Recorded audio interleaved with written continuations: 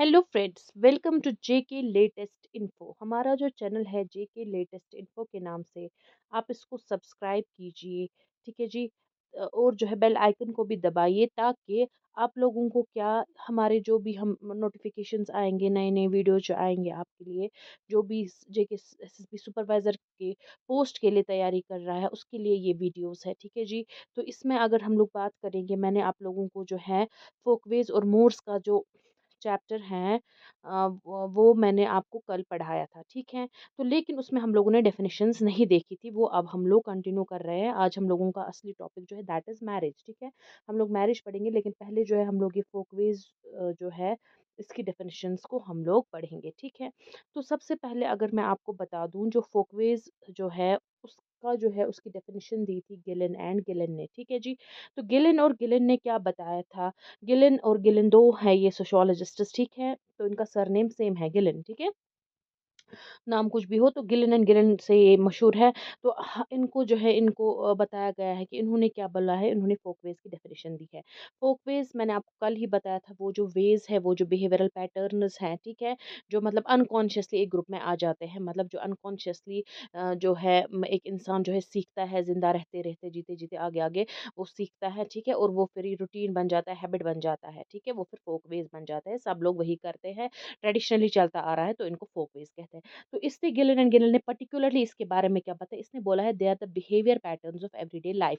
यानी रोजमर्रा की जो जिंदगी है, एवरीडे लाइफ, उसमें जो है हम लोग कैसे बिहेव करते हैं। ठीक है। क्या पैटर्न्स है बिहेवियर के। ठीक है। तो वो उन्होंने बताया है कि उन्होंने गिलन और गिलन ने विच जनरली बोलते हैं कि जो बिहेवियर पैटर्न्स है, आप लोग बिहेवियर करते हैं, मतलब पैटर्न है, मतलब वो जो है वो अब आप लोगों का क्या हो गया है, वो अब एवरीडे लाइफ जिंदगी के जो है रोजमर्रा की जिंदगी का आपका एक हिस्सा बन गया है। ठीक है। पैटर्न है। ठीक है। कोई किसी तरीके से आप लोग बिहेव करते हैं, वे है बिहेवियर का। ठीक है। Which generally arises. अब ये ग्रुप में जो है, ग्रुप में बहुत सारे लोग हैं, उसमें कैसे आ जाता है? अनकॉन्शियसली। ठीक है। आप लोग कॉन्शियसली डिलिबरेटली जानबूझकर कोई एक्ट नहीं करते हो, कोई बिहेवियर जो है शो नहीं करते हो, लेकिन क्या होता है अनकॉन्शियसली जो है चलते चलते जिंदगी में जो है जीते जीते जो है आप लोग ये सीख ही जाते हो। ठीक है। अनकॉन्शियसली खुद ही। ठीक है। वो सीख जाता है, एक इंसान करता है, इसके बाद दूसरा करता है। ठीक है। वही फिर फैशन पॉपुलर बन, वही पर पॉपुलर बन जाता है, और आगे भी जो है उसके बच्चे वगैरह जनरेशन टू जनरेशन ही चलता जाता है। तो ट्रेडिशनली जो चलता आएगा उसको हम लोग फोकवेज बोलेंगे। तो इसने जो है गिलन ने ज्यादा इंपॉर्टेंस जो दी है, इसने बोला है कि अनकॉन्शियसली, इसमें आप ये याद रखेंगे, एक तो बिहेवियर पैटर्न्स है और अनकॉन्शियसली आ जाते हैं। ठीक है। बिहेवियर हम लोग जो सीखते हैं अनकॉन्शियसली जो है ग्रुप में आ जाते हैं। ठीक है। जानबूझ कर नहीं, खुद ब खुद आ जाते हैं, आप सोच समझ कर नहीं होते हैं ये। ठीक है। तो इससे आप जो है गिलन और गिलन आप याद रखेंगे। नेक्स्ट जो है डेफिनेशन इनकी, that is about A W green. ठीक है। ए डब्ल्यू ग्रीन जो है उन्होंने भी बताया है। उन्होंने क्या बताया है? उन्होंने बताया है कि दोज वेज ऑफ एक्टिंग, वो मतलब जो है एक्ट करने के जो है कुछ भी एक्शन अगर आप लोग करते हैं, ठीक है, किसी भी तरीके के साथ बिहेव करते हो, एक्ट करते हो, ठीक है, वो जो अगर हम लोग बोलेंगे वो तरीके जो कॉमन होते हैं एक सोसाइटी या ग्रुप में, जो है वो कॉमन होते हैं, यानी सब के लिए वो होते हैं। ठीक है। And that are handed down, उसके बाद वो क्या होता है, सब करते हैं, उसके बाद उनके बच्चे भी करते हैं, फिर वो हैंड डाउन होता है जनरेशन से जनरेशन तक, उनको हम लोग फोकवेज कहते हैं। तो आप ऐसे याद रख सकते हो। तो ये ग्रीन है, ग्रीन जो है हर जगह पर होता है ना, ग्रीनरी आप देखेंगे बाहर जब आप निकलेंगे, किसी मैदान में, किसी मतलब वैली में, आप देखेंगे कितनी ग्रीनरी होती है, ग्रीनरी की ग्रीनरी होती है। ठीक है। बाहर आप जाएंगे अपने पार्क में, ग्रीनरी ही ग्रीनरी होती है, हर जगह होता है ना। इस तरीके से यहाँ पर हम लोग बोलेंगे सोसाइटी और ग्रुप, ये हर किसी में होता है, कॉमन होता है सब में। ठीक है। ग्रीन को आप कॉमन से याद, ग्रीन कॉमन है, ग्रीनरी हर जगह है, कॉमन है, तो उस तरीके से आप इसको याद रख सकते हो। ये वो तरीके हैं एक्ट करने के जो कॉमन है, जो कि मतलब जो है सब के लिए, जो है सोसाइटी और ग्रुप मेंबर जो है सब में कॉमन है, और उसके बाद ये क्या हो जाता है, ये फिर एक जनरेशन से दूसरी जनरेशन तक ट्रांसफर हो जाता है, मतलब जो है बाप से बेटे तक, बेटे से उसके बेटे तक, इसी तरीके से ये चलता जाता है, और एक फोक वे बन जाता है, ट्रेडिशनल वे बन जाता है। ठीक है। तो मैंने आपको कल भी बोला था फोक वेज का क्या मतलब है। फोक वे हो गया कि ट्रेडिशनली जो वेज है, एक तो हो गया फोक का मतलब, अगर हम लोग देखेंगे एज अ नाउन, हम लोग देखते हैं फोक का मतलब होता है पीपल, है मास, मास ऑफ पीपल, जो लोग होते हैं। ठीक है। लोगों का तरीका उस तरीके से, और अगर एडजेक्टिव हम लोग देखेंगे, फोक जो होता है वो ट्रेडिशनल जो होता है, ट्रेडिशनल तरीका जो चलता आ रहा है, दोनों सेंसेस में अगर आप लोग लेंगे, तो फोक वे जो ट्रेडिशनली जो चलता आ रहा है, लोगों सब लोगों के लिए कॉमन है। ठीक है। तो ये ग्रीन ने बोला है। नेक्स्ट होता है लंडबर्ग। लंडबर्ग ने क्या बोला है? इन्होंने बोला है दे आर द टिपिकल और हैबिचुअल बिलीफ्स। ये आप याद रखेंगे, टिपिकल या फिर हैबिचुअल, यानी टिपिकली जो मतलब जो है टिपिकल आ रहा है, आप बोलते हैं ना टिपिकल बातें करता है, यानी जो मतलब वही बातें सदियों की बातें हो गई ना, पुराने ज़माने से चलता था वो टिपिकल, ठीक है? या फिर हैबिचुअल मतलब जो हैबिट बन गया आपका होगा, ठीक है? वो क्या-क्या होते हैं, वो बिलीफ्स होते हैं आपके जो है आप बिलीव जिन पर आप बिलीव करते हैं, जिन पर आप ईमान रखते हैं जिन चीज़ों पर, ठीक है? जो आपकी क्या हम बोल सकते हैं उनके आपका जो है आप पूरे दिल से जो है उस पर यकीन रखते होंगे, ठीक है? एटीट्यूड्स आपके स्टाइल्स ऑफ कंडक्ट, ठीक है? किस तरीके से जो है कंडक्ट करते हैं, मतलब कैसे बिहेव करते हैं, ठीक है? उनका तरीका, वो सब कुछ एटीट्यूड्स आपके जो होते हैं, जो भी ऑब्जर्व होते हैं ग्रुप में। लेकिन ये जो होता है सब कुछ एटीट्यूड स्टाइल्स तो होते हैं ऑब्जर्व ग्रुप में, लेकिन मोस्ट इंपॉर्टेंटली इससे बोले टिपिकल या हैबिचुअल ये होने चाहिए, यानी जो है हैबिट आपका बन गया होना चाहिए, यानी आपकी आदती तौर पर जो है वो बिलीफ्स पुराने ज़माने से जो चलते आ रहे होंगे, ठीक है? उसके बाद होता है मेरिल। मेरिल ने क्या बताया, इसने बोला it is the literally the wedge of the folk, ठीक है? तो मैंने इस तरह बोला ना, फोक फोक हो गया लोगों का, ठीक है?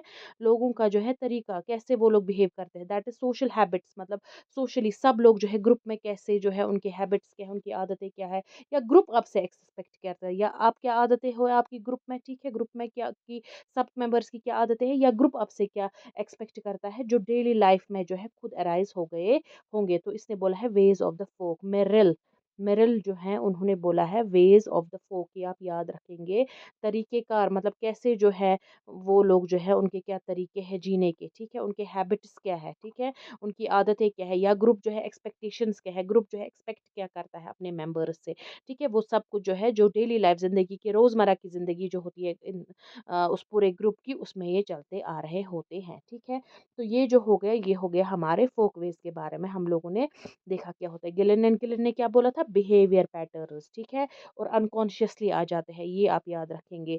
एडब्ल्यू ग्रीन ने क्या बोला था, ग्रीन में मैंने आपको बोला, सॉरी, ग्रीन में मैंने आपको बोला कॉमन याद रखिए, ग्रीनरी सब जगह कॉमन है तो कॉमन आप इससे याद रख सकते हैं। इसने बोला है कि वो एक्टिंग जो कॉमन है सोसाइटी या ग्रुप को एक जनरेशन से फिर दूसरी जनरेशन तक चलती जाती है। लैंडबर्ग ने क्या बोला है, टिपिकल और हैबिचुअल, ठीक है? टिपिकल और हैबिचुअल। और मेरिल का जो कहना है, इसने बोला लिटरली ये होता है वेज ऑफ द फोक, कैसे जो है वो फोक जो है लोग जो है वो कैसे जो है उनके क्या तरीके हैं, ठीक है? कल्चर में ही सब कुछ आ जाता है, ठीक है? नेक्स्ट जो होता है मोर्स की, जब हम लोग बात करते हैं, अब जो हो गया मोर्स, फोकवेज तो हमने देख लिया।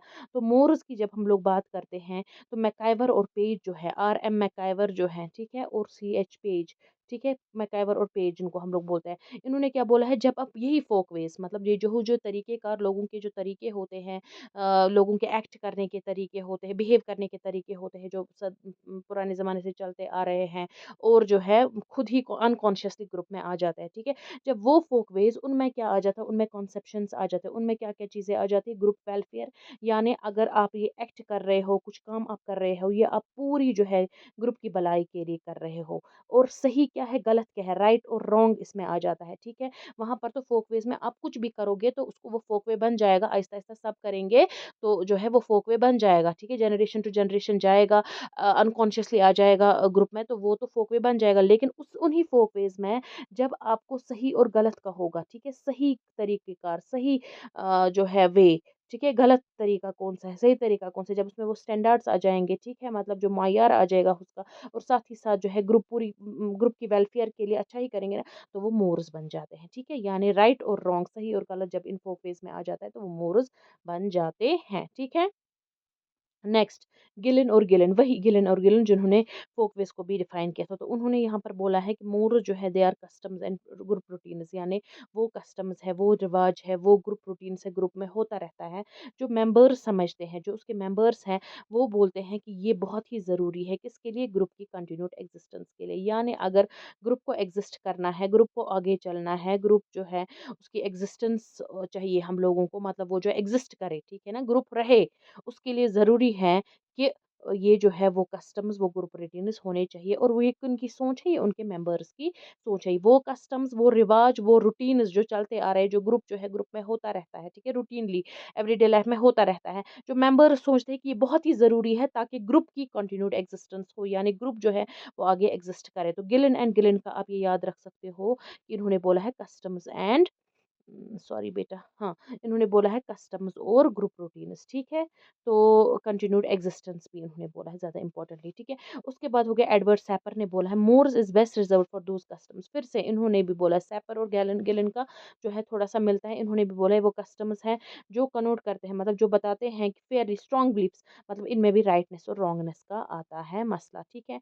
तो मैकाइवर ने और गिलन ने जो बोला है उसको मिलाकर अगर हम लोग देखेंगे ये हो सकता है, क्योंकि एडवर्ड सेपर ने कस्टम्स की भी बात की है, ठीक है, जो कि इसने की है, ठीक है, और साथ ही साथ में इसने बोला है राइटनेस और रॉन्गनेस की फीलिंग, जो भी इसने भी बोला है स्टैंडर्ड्स होने चाहिए, ठीक है, सही क्या है गलत क्या है, ठीक है, कौन सा बिहेवियर सही है, उसका सही होना, उसका गलत होना, ठीक है, वो सब कुछ जो है उसकी फीलिंग्स जो होते हैं, उसके जज्बात जो आते हैं दिल में, वो ख्यालात आते हैं, उसको हम लोग बोलते हैं मोर्स, ठीक है, वो कस्टम्स वो होते हैं, ठीक है। उसके बाद जो है सिंपल वर्ड्स में अगर हम लोग बोलेंगे फोकवे, जब मतलब ग्रुप स्टैंडर्ड्स दिखाते हैं, फिट क्या है, सबके लिए अच्छा क्या है, राइट क्या है, सही क्या है, वो मोरस बन जाते हैं, यानी फोकवेज ही फिर मोरस बन जाते हैं। लेकिन ये भी आपको याद रखना है, जो मैंने आपको कल भी बोला है, सारे फोकवेज जो होते हैं वो मोरस नहीं बनते हैं, ठीक है, क्योंकि जो सब फोकवे जो होते हैं वो सही नहीं होते हैं, वो स्टैंडर्ड ग्रुप की वेलफेयर के लिए ये जनरली जो होता है अराइज हो जाते हैं अनकॉन्शियसली। ग्रुप में कुछ भी जो आप लोग करेंगे, जो भी आप बिहेव करेंगे, वो जब उसमें सही और गलत का फ़र्क रह जाता है, जब उसमें जो है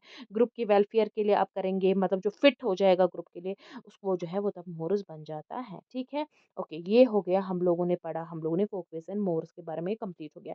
नेक्स्ट जो है मैरिज, ठीक है? मैरिज जो है उसके लिए मैंने आपको अब देखिए जो है ये डायग्राम बनाई है, उसमें आपको जो है इजीली आप लोग ये समझ सकते हो, और ये एग्जाम पॉइंट ऑफ व्यू से ही बनाया गया है, ठीक है? तो मैं आपको बता दूं ये कि हम लोग जो है यूट्यूब पे फर्स्ट यूनिट जो है कंटिन्यू कर रहे हैं।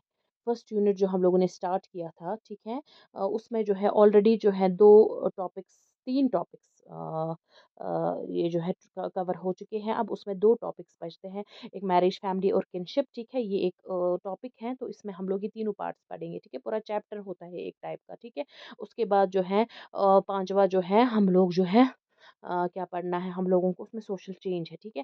तो ये जो है अगर हम लोग जो है मैरिज एंड मैरिज हम लोग उसमें से आज पढ़ेंगे, मैरिज, फैमिली एंड किनशिप में से, ठीक। तो मैरिज क्या होता है? मैरिज अगर हम लोग जनरली बोलेंगे, आपको पता है मैरिज होता है, हम बोलेंगे उर्दू में शादी करना, ठीक है। तो इसको अगर हम लोग थोड़ा सा डिफाइन करने की कोशिश करेंगे सोशोलॉजिकली, हम बोलेंगे ये एक सोशल इंस्टीट्यूशन है, यानी ये वो इंस्टीट्यूशन है, ये वो मतलब जो है ये क्या होता है, इसमें कुछ रूल्स होते हैं, उसमें कुछ प्रोसीजर्स होते हैं, ठीक है, वो चीज़ है। वो जो है अगर हम लोग बोलेंगे इंस्टीट्यूशन है जो क्या करता है, ये यूनिवर्सल है, ठीक है, यानी हर जगह ये जो है ये पाया जाता है, ये एक यूनिवर्सल सोशल इंस्टीट्यूशन है, क्या, मैरिज, ठीक है। तो मैरिज की जब हम लोग बात करते हैं, ठीक है, तो मैरिज की हम बात करते हैं, ये एस्टैब्लिश करता है बाय ह्यूमन सोसाइटी, ठीक है। इसको कौन एस्टैब्लिश, शादी कौन करवाता है? सोसाइटी में ही शादी होती है ना, सोसाइटी में ही ये जो है सब कुछ हो जाता है, ठीक है, सोसाइटी में ही शादी भी होती है, ठीक। तो जब हम लोग बात करते हैं इंस्टीट्यूशन, इंस्टीट्यूशन जो मैंने यहाँ पर बोला ना, वो क्या होता है? वो होता है एक ऑर्गेनाइज्ड सिस्टम सोशल रिलेशनशिप्स, यानी इसमें रिलेशनशिप्स होते हैं, इंस्टीट्यूशन में रिलेशनशिप्स होते हैं। आपको पता है हस्बैंड वाइफ का क्या है, मैरिज में होता है ना रिलेशनशिप, किनके बीच में, हस्बैंड और वाइफ, उनके घर वालों के साथ, लेकिन मेन रिलेशनशिप क्या होता है, हस्बैंड और वाइफ का, ठीक है। इसमें वो सोशल रिलेशनशिप्स होते हैं जिनमें कुछ ना कुछ जो वैल्यूज होते हैं, ठीक है, एक दूसरे के लिए कुछ वैल्यूज होते हैं, ठीक, और साथ ही साथ कुछ प्रोसीजर्स भी होते हैं, और ये हमारी जो बेसिक नीड्स हैं जिंदगी के, उनको पूरा करते हैं। इसमें कौन कौन सी चीजें होती है? इसमें बिहेवियर होता है आपका, ठीक है, नॉर्म्स, वैल्यू जो हमने पढ़ा वो भी इंस्टीट्यूशंस में आता है, आइडियल सिस्टम्स है सोशल रिलेशनशिप्स के, ये सब कुछ उसमें आ जाते हैं, ठीक है जी। तो लेकिन आज जो हम लोग पढ़ रहे हैं, सॉरी, हाँ, आज जो हम लोग पढ़ रहे हैं वो हम लोग पर्टिकुलरली मैरिज के बारे में पढ़ रहे हैं। तो मैरिज का जब मैंने आपको बोला यही कि ये एक सोशल इंस्टीट्यूशन है, यूनिवर्सल है, और साथ ही साथ जो है ह्यूमन सोसाइटी जो है एस्टैब्लिश इस मैरिज को कौन करवाती है? ह्यूमन सोसाइटी, इसलिए ताकि जो है सेक्स लाइफ, ठीक है, कंट्रोल करने के लिए, रेगुलेट करने के लिए, इस पर काबू पाने के लिए सेक्स लाइफ जो एक मैन की होती है, ठीक है, क्योंकि जो है मैन एक बायोलॉजिकल ऑर्गेनिज्म है, उसके बहुत सारे इंस्टिंक्ट्स होते हैं, उसकी सेक्सुअल कुछ ज़रूरतें बहुत सारी होती है, बेसिक नीड्स होते हैं, जैसे खाना होता है, इस तरीके तरीके से सेक्सुअल नीड्स भी हैं, ताकि जो है ये बंदा बाहर जो है कुछ मतलब जो है वो मतलब इसको इलीगलाइज करती है इस सेक्स रिलेशनशिप को, अदरवाइज ये इलेजिटिमेट माना जाता है, ठीक है, गैर कानूनी होता है अगर सेक्सुअल रिलेशनशिप जो है सोसाइटी में प्रिवेलेंट हो, ठीक है। लेकिन अगर ये मैरिज के इंस्टीट्यूशन के थ्रू हो, यानी इसको कंट्रोल करने के लिए, इन नीड को कंट्रोल करने के लिए, सेक्स लाइफ जो है इंसान की उसको कंट्रोल करने के लिए, उसको रेगुलेट करने के लिए ये जो है सोसाइटी ने बनाया है क्या, यही इंस्टीट्यूशन जिसको हम लोग मैरिज कहते हैं, ठीक है। तो इसमें अगर हम लोग देखेंगे क्लोजली है बहुत ज़्यादा कनेक्ट किसके साथ, फैमिली के साथ, क्योंकि जब मैरिज हो जाती है तभी तो आपकी फैमिली बन जाएगी ना, तो बहुत ही ज़्यादा इंपॉर्टेंट है, क्लोजली कनेक्टेड है मैरिज और फैमिली, ठीक है। और अगर हम लोग देखेंगे कॉम्प्लीमेंट्री है एक हिसाब से, अगर हम लोग देखेंगे अगर मैरिज होगी, ठीक है, फिर फैमिली बनेगी, ठीक है, कॉम्प्लीमेंट्री है ना, एक दूसरे के साथ मैरिज होगी तभी फैमिली बनेगी, ठीक है। और उसके बाद फैमिली जब आपकी होगी तो उसके बाद जो है वही आपकी मैरिज करवाएगी, वो भी हम लोग बोल सकते हैं, मतलब एक दूसरे के साथ ये बहुत ही ज़्यादा रिलेटेड है। एक ऐसा इंस्टीट्यूशन है जो एक मैन और वुमेन को, एक मर्द और एक औरत को, ठीक है, औरत और मर्दों को क्या करता है, वो उनको फैमिली लाइफ में लाता है, ठीक है, स्टेबल रिलेशनशिप है, यानी ये स्टेबल होता है, ये जो है टिकता है, ठीक है, रिलेशनशिप ऐसा है मैरिज का जो टिकता है, मतलब हम लोग जनरल की बात कर रहे हैं, उसके बाद वो डिवोर्स वगैरह वो तो फिर एक्सेप्शनल केसेस है, ठीक है। और ये रिकॉग्निशन ये क्या करता है, ये एस्टैब्लिश सोसाइटी करता है, और ये क्या करता है, रिकॉग्निशन मतलब रिकॉग्नाइज करता है किसको, लेजिटिमेसी टू चिल्ड्रन, बच्चों को जो है मतलब लीगली जो है, अगर बंदों की, एक मर्द और एक औरत की जब शादी हो जाती है, ठीक है, एक मर्द और औरत की जब शादी हो जाती है उसके बाद जो बच्चे होते हैं वो लीगलाइज पैदा होते हैं, मतलब वो जो बच्चे होते हैं वो लीगल चिल्ड्रन होते हैं, इसीलिए अगर हम लोग बोलेंगे लेजिटिमेट बच्चे हो, ठीक है, कानूनी तौर पर बच्चे अगर हो जाएँगे, वो कैसे हो जाएँगे? वो यही मैरिज जो है प्रोवाइड करती है, जब इनकी शादी होगी तभी बच्चे जो है वो माने जाएँगे इनके बच्चे हैं, लेकिन इनको सब सोसाइटी एक्सेप्ट करेगी, ठीक है? और इनको राइट है कि और ये राइट देता है सेक्सुअल रिलेशंस को, जो भी आपके जो है सेक्सुअल रिलेशंस है, ठीक है? जो भी मतलब अगर हम लोग देखेंगे रिलेशंस जो हैं सेक्स के हिसाब से, तो वो उनको भी जो है ये क्या हक देता है, ठीक है, उन रिलेशंस को होने के लिए, यानी अगर आप देखेंगे सेक्सुअल रिलेशंस विदाउट मैरिज होंगे वो इलेजिटिमेट होंगे, उसको गैर कानूनी समझा जाएगा, इसको क्रिटिसाइज किया जाएगा। लेकिन अगर वही सेक्स रिलेशंस आप मैरिज के थ्रू जो है निकाह, या फिर मतलब जो मुस्लिम्स में अगर हम लोग देखेंगे या शादी जो होता है, ब्याह होता है, मतलब कोई भी रिलीजन हो, कोई भी रिलेशन जो होगा, मतलब जो है जो मैरिज करेगा, तो उसको अगर हम लोग बोलेंगे उस हिसाब से जो है वो उसको जो है सेक्सुअल रिलेशंस को राइट देता है, ठीक है, एक बंदे को, ठीक। और जो है लेजिटिमेसी बच्चों की, ओके। उसके बाद होती है बात की जो ये मैरिज है इसके कुछ कैरेक्टरिस्टिक्स भी हैं, ठीक। तो मतलब इसके अगर हम लोग देखेंगे कुछ कैरेक्टरिस्टिक्स है, जैसे यूनिवर्सैलिटी,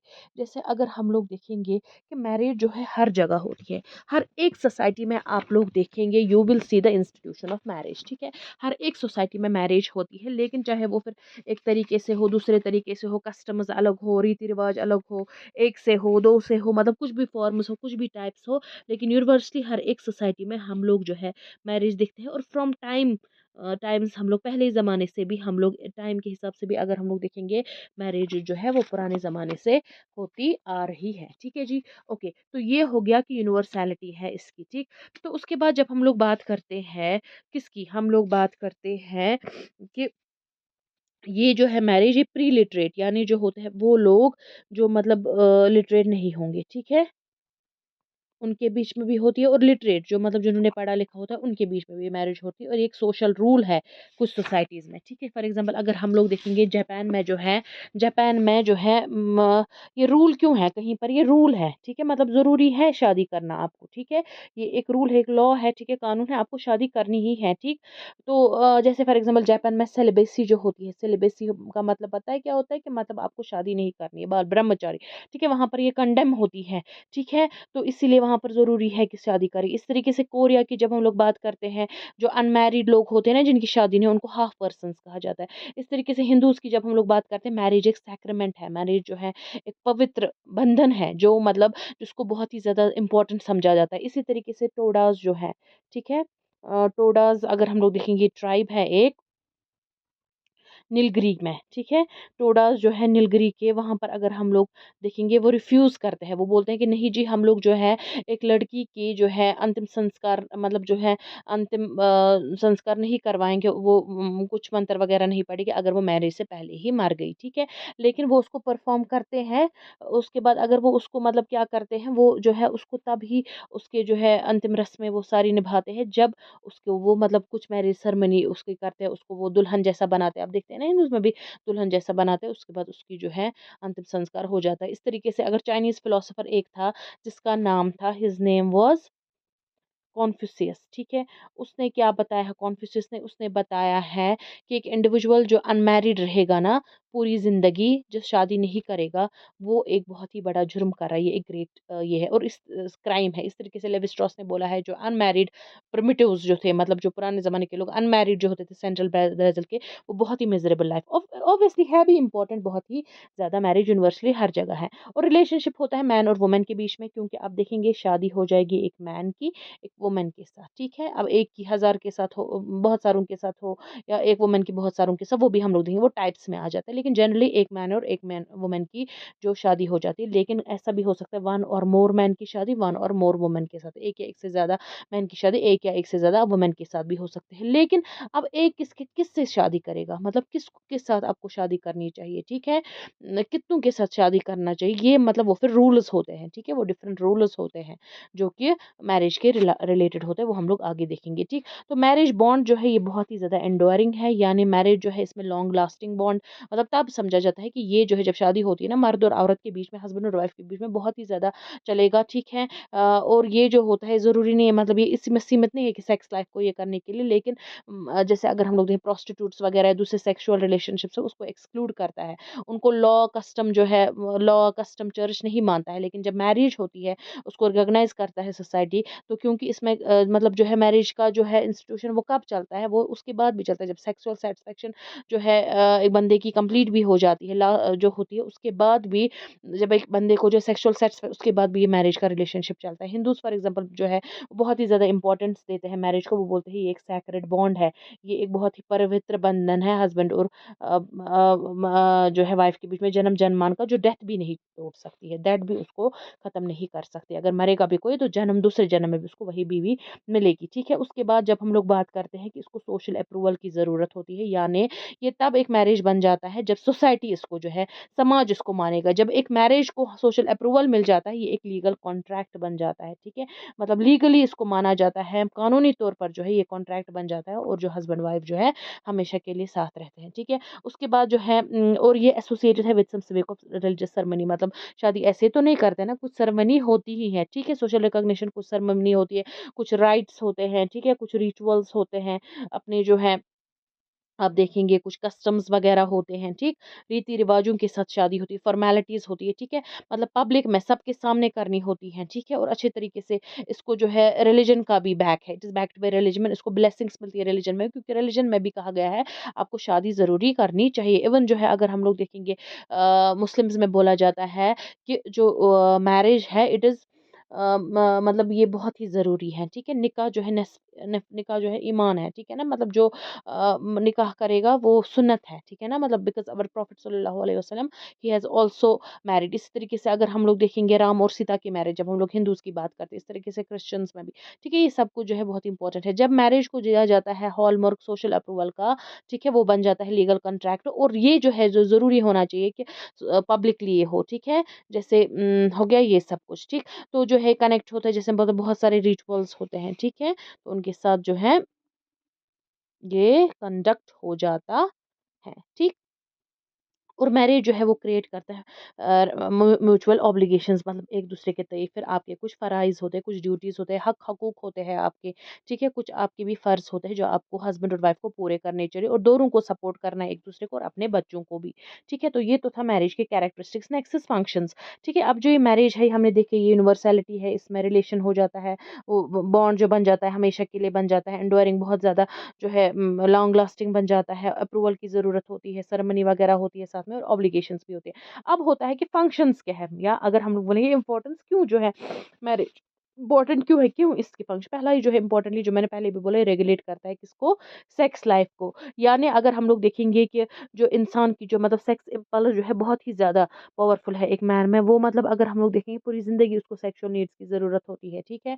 और इर्रेसिस्टिबल वो जिसको वो रेज़िस्ट भी नहीं करता, इसको कंट्रोल करने की ज़रूरत है, इसको रेगुलेट करने की ज़रूरत है, ताकि जो है सोसाइटी में किओस ना हो, मतलब जो है होता है ना, मतलब वरना क्या हो जाता है, वो सेक्सुअल रिलेशंस मतलब ऐसे वो उसकी वजह से बहुत ही प्रॉब्लम्स की कंफ्यूजन हो जाता है, इसीलिए मैरिज इसको रेगुलेट करता है।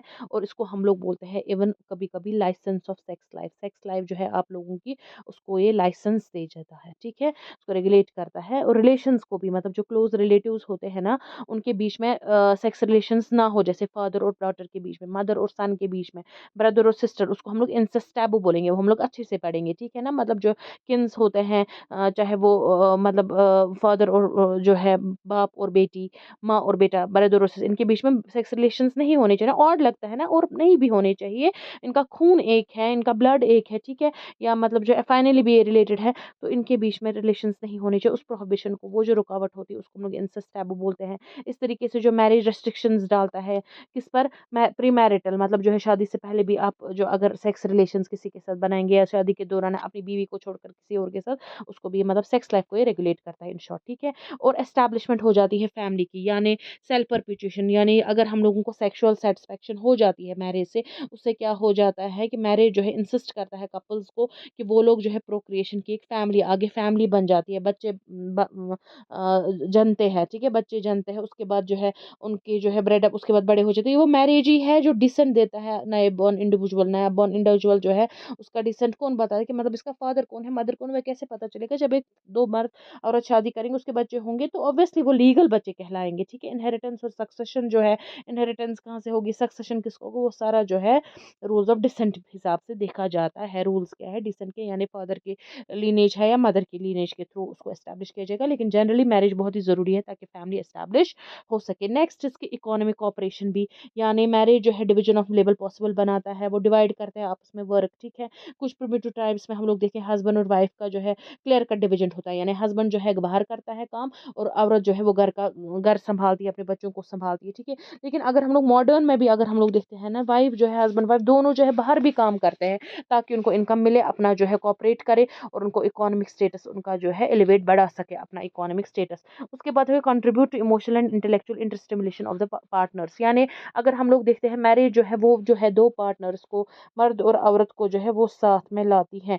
और जब ये लोग एक साथ रहते हैं, तो इनमें जो है लव और अफेक्शन आ जाता है, यानी इमोशनल, ठीक है ना? इमोशनली भी ये जुड़ जाते हैं एक दूसरे के साथ, डीपन करता है उन इमोशंस में जो है, आगे आगे अगर हम लोग देखते हैं उनके रिलेशंस बहुत ही ज़्यादा, कंपेनियनशिप उनकी बहुत ही ज़्यादा मजबूत बन जाती है। और इंटेलेक्चुअल कॉपरेशन भी, दिमागी तौर पर भी अगर हम लोग देखेंगे, जहनी तौर पर भी उनमें कॉपरेशन हो जाती है, ठीक है? उसके बाद होता है aims at social solidarity. Marriage जो है खाली दो बंदों को नहीं लाता है, हस्बैंड और वाइफ को ही नहीं, लेकिन हस्बैंड की जो फैमिली होती है, वाइफ की जो फैमिली होती है, उनको भी ये साथ लाता है, उनके ग्रुप्स को, उनको क्रेडेंट जो भी उनके होते हैं, फ्रेंडशिप जो होते हैं ग्रुप्स के बीच में, ये दो ग्रुप्स के बीच में, मतलब ये अब देखिए एक ग्रुप है, ठीक है?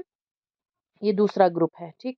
इनके जो फॉर एग्जांपल लड़के की शादी इनकी लड़की से होगी, या लड़की की शादी ही मानो लड़के से होगी, तो ये खाली लड़का लड़की का रिलेशन नहीं बनेगा, पूरे ग्रुप्स जो है आपस में मिल जाएंगे, ठीक है ना? आपस में सॉलिडारिटी हो जाएगी, फ्रेंडशिप हो जाएगी, ठीक है? तो मैरिज जब हो जाती है ना डिफरेंट ग्रुप्स के बीच में, different castes, different races, different religious communities, different linguistic community, different classes के बीच में, इसकी वजह से जो है डिस्टेंस जो है वो कम हो जाता है, और ग्रुप्स आपस में एक साथ आ जाते हैं। तो ये बहुत ही इंपॉर्टेंट है, ठीक है? नेक्स्ट हम लोग कुछ डेफिनेशंस देखेंगे। एडवर्ड वेस्टरमार्क ने जो है, इसने अपने जो बुक है हिस्ट्री ऑफ ह्यूमन मैरिज, इसमें बताया है कि मैरिज जो है इट इज अ मोर और लेस ड्यूरेबल कनेक्शन। ये अब मोर और लेस ड्यूरेबल, तो मैंने आपको पहले ही बोला कि ये चलता है, ठीक है ना? लॉन्ग लास्टिंग है, लेकिन ये कभी मोर और लेस से क्यों होता है? क्योंकि कभी कभी कुछ मैरिजेस जो है वो टूट भी जाती है, जैसे डिवोर्स हो जाता है, सेपरेशन हो जाता है, ठीक है, हस्बैंड वाइफ का। तो इसलिए मोर और लेस ड्यूरेबल कनेक्शन है बिटवीन मेल और फीमेल के बीच में, मर्द और औरत के बीच में। और इसमें खाली जो है एक्ट ऑफ प्रोपेगेशन जो होता है, बियॉन्ड उससे भी आगे होता है, बहुत ही ज़्यादा आगे होता है। मतलब खाली इसमें प्रोपेगेशन बच्चे पैदा जनने करें, मतलब उसके बाद अगर हम लोग देखेंगे टिल आफ्टर द, मतलब जो बच्चा पैदा भी हो जाएगा, सेक्सुअल नीड्स पर कंप्लीट भी हो जाएंगे, सेटिस्फाई भी हो जाएगा, बंदे के जो सेक्सुअल नीड्स वो पूरे भी हो जाएंगे, फिर भी जो है प्रोपेगेट हो जाएगा, बच्चे पैदा हो जाएंगे, फिर बर्थ भी हो जाएगी बच्चे की, तो उसके बाद भी ये रिलेशनशिप चलता है। ठीक है। Next is लैंडबर्ग। लैंडबर्ग ने बोला it consist of the rules and the regulations. इसमें जो है वो रूल्स है, ठीक है, वो कानून रेगुलेशंस जो होते हैं, जो कंट्रोल करते हैं किसको, जो बताते हैं हम लोगों को क्या हक है, क्या राइट्स है, क्या ड्यूटीज है, यानी क्या हकूक है आपके, क्या ड्यूटीज है, यानी कि फराइज क्या है, प्रिविलेजेस, हस्बैंड और वाइफ को क्या क्या मिलना चाहिए एक दूसरे के तई। ठीक है। लैंडबर्ग जो है हस्बैंड और वाइफ के एक दूसरे के तई जो है राइट्स, ड्यूटीज, प्रिविलेजेस, ये सब कुछ बनाता है। RDP आप ये याद रखेंगे, राइट्स, ड्यूटीज और प्रिविलेजेस। ठीक है, ये आप लैंडबर्ग का याद रख सकते हैं शॉर्ट में। Horton and Hunt. Horton and Hunt ने बोला अप्रूव्ड सोशल पैटर्न, यानी अप्रूव करती है इसको सोसाइटी, एक ऐसा पैटर्न है, ठीक है, जहाँ पर दो या दो से ज्यादा लोग जो है आपस में फैमिली बनाते हैं। ठीक है, दो या दो से क्यों ज्यादा, क्योंकि कभी एक मर्द की दो औरतों के साथ शादी होती है, कभी एक औरत की दो मर्दों के साथ, या उससे भी ज्यादा हो सकती है, वो डिफरेंट टाइप्स ऑफ मैरिज है, वो हम लोग कल के लेक्चर में पढ़ेंगे। ठीक है। तो हैरी एम जॉनसन ने बोला है it is a stable relationship, एक ऐसा रिलेशनशिप है बहुत ही स्टेबल है, मतलब जो है इसकी स्टेबिलिटी होती है, मतलब टिकता है ये, विच सोसाइटी अलाउज, जो कि मैन और वुमेन को कौन सोसाइटी जो है अलाउ करती है, सोसाइटी ही, समाज ही उसको अलाउ करती है कम्युनिटी में, लेकिन इसकी एग्जिस्टेंस खत्म नहीं हो जाती। और फर्दर ये बोलता है कि ये जो है इसके दो कंडीशंस होते हैं, मतलब दो हालात जो है इसके होते हैं, जैसे कि मतलब क्या क्या कंडीशन है, क्या क्या शराइत है। एक तो सेक्सुअल ग्रेटिफिकेशन, सेक्सुअल नीड्स को ये पूरा करता है, उनको सेटिस्फाई करता है, ठीक है, और जो है प्रोक्रिएशन, उसके बाद जो है रेस को आगे बढ़ाता है, बच्चे जनते हैं तो आगे चलती है सोसाइटी।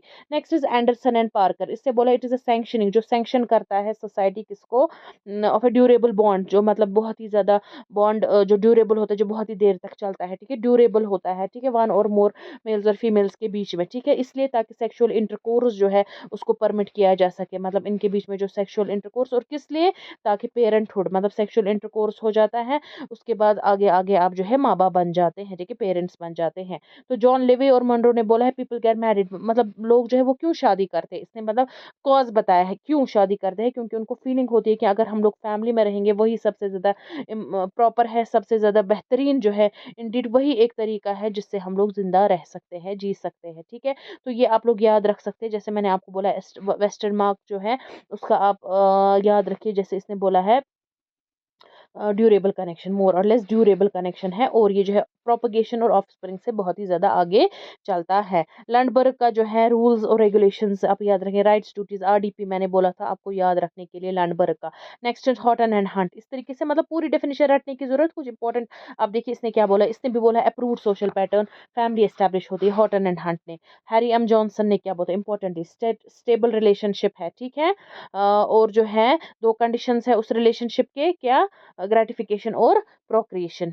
तो उसके बाद होता है एंडरसन एंड पार्कर ने बोला है सैंक्शन होता है, ठीक है, ड्यूरेबल बॉन्ड है दो के बीच में, और सेक्सुअल इंटरकोर्स होता है, और साथ ही साथ उसके बाद पेरेंटहुड भी हो जाता है। और पेपल जो है इसने बोला है फीलिंग, फीलिंग किसने बोला है, लेवी एंड मॉनरो ने, कि यही खाली तरीका, ये एक मुमकिन तरीका है जिससे आप जी सकते हैं कि वही फैमिली। ठीक है, अब इसमें लेकिन इतना ही नहीं है मैरिज में, इसमें अभी और भी है एक डेफिनेशन HM मौजूमदार की, वो हम लोग कर पढ़ेंगे, और साथ ही साथ फॉर्म्स ऑफ मैरिज, टाइप्स जो है मैरिज के कौन कौन से हैं, फिर उनके भी सब टाइप्स है वो हम लोग पढ़ेंगे, रूल्स क्या है मैरिज के, ठीक है, जैसे इंसेस्ट टैबू जो मैंने प्रोहिबिशन वगैरह बोला था वो हम लोग अच्छे से पढ़ेंगे, और मेट सिलेक्शन जो होती है वो इसमें एक्सोगेमी एंडोगेमी में होती है, और जो है इसमें और एक स्लाइड भी मैं ऐड करूंगी जिसमें क्या हम लोग पढ़ेंगे, जिसमें फिर हम लोग पढ़ेंगे वो मैरिज जो है एज अ कॉन्ट्रैक्ट और सेक्रेमेंट, ठीक है, जैसे हिंदूज में सेक्रेमेंट माना जाता है, और जो है अगर हम लोग मुस्लिम्स में देखेंगे एक लीगल एक कॉन्ट्रैक्ट होता है, ठीक है, मैरिज, तो वो हम लोग अच्छे से कल पढ़ेंगे। तो आई होप कि आज का लेक्चर आपको समझ आया होगा। Thank you so much. So let me tell you one important thing, एक इम्पॉर्टेंट अनाउंसमेंट मुझे करनी थी, कि ये जो मैंने आपको बोला है लास्ट में भी, कि जो यूनिट 6 है जो हम लोगों ने स्टार्ट किया था वो हम लोग कंटिन्यू कर रहे हैं हमारी एप्लीकेशन में, ठीक है, AKS क्लासेस के जो है नाम से हमारी एप्लीकेशन है। आप एक काम करेंगे, आपको उसका लिंक इसमें मिल जाएगा, आप उसको जो है वहाँ पर हमारा पेड कोर्स अगर बाय करेंगे, एक तो जो है आपका जो है सिलेबस जल्दी जल्दी कंप्लीट हो जाएगा, क्योंकि यूट्यूब पे जो है हम लोग ऑल्टरनेटिव डेज पर, ठीक है, आज हम लोगों ने वीडियो अपलोड किया, फिर कल नहीं परसों करेंगे, ठीक है, और ये फर्स्ट जून कंटिन्यू हो जाए, लेकिन वहाँ पर आपका जो है सिलेबस बहुत ज़्यादा चलेगा, क्योंकि 2 वीडियोस वहाँ पर एक दिन में अपलोड हो जाएंगी, ठीक है, तो उससे आप जल्दी ही इस कोर्स को कंप्लीट करेंगे और आपको रिविजन के लिए भी समय मिलेगा, और साथ ही साथ साथ आप लोगों के लिए ये भी इम्पोर्टेंट बात ये है कि वहाँ पर आपको टेस्ट सीरीज़ मिलेगी। टेस्ट सीरीज़ से आप क्या कर सकते हैं, आपको अलग मॉक टेस्ट सीरीज़ खरीदने की ज़रूरत नहीं, आपको उसी में वो मिल जाएगा। और वहाँ पर आपको क्या करना है कि आपको टेस्ट सीरीज़ में आपको जो है क्वेश्चंस मिलेंगे, एमसीक्यूज़ मिलेंगे, और वो जो है वो अगर आप लोग करेंगे उससे आपको ये भी पता चलेगा कि हम कहाँ तक पहुँचे हैं, ठीक है? हम लोगों का जो है मतलब हम लोगों ने जो जो भी आज तक सीखा, जो भी इन वीडियो से सीखा, हम लोग कहाँ तक पहुँचे हैं, हम लोगों ने कुछ सीखा है कि नहीं, मतलब कल जो है एग्ज़ाम पॉइंट ऑफ व्यू से हम क्वालिफ़ाई कर पाएँगे कि नहीं, ठीक है? That is very important and don't forget to like this video if you like it, और उसको शेयर कीजिए अपने फ्रेंड्स के साथ जिनको भी ज़रूरत है इसकी, इन वीडियोज़ की, जो इसकी तैयारी कर रहे हैं जेके एसएसबी सुपरवाइज़र की पोस्ट की। अब आप लोग जो है अच्छे से इसको फिर रिवाइज़ भी कर पाएँगे, ठीक है? इसलिए मैं बोल रही हूँ कि आप ऐप जो है उसको डाउनलोड कीजिए, और जो है वहाँ पर पेड कोर्स जो है और बहुत ही कम रेट में आपको मिल रहा है, डिस्काउंट पे इस टाइम मिल रहा है, रुपीज़ 820 में आपको बस ये मिल रहा है। So that was all. Thank you so much. God bless you.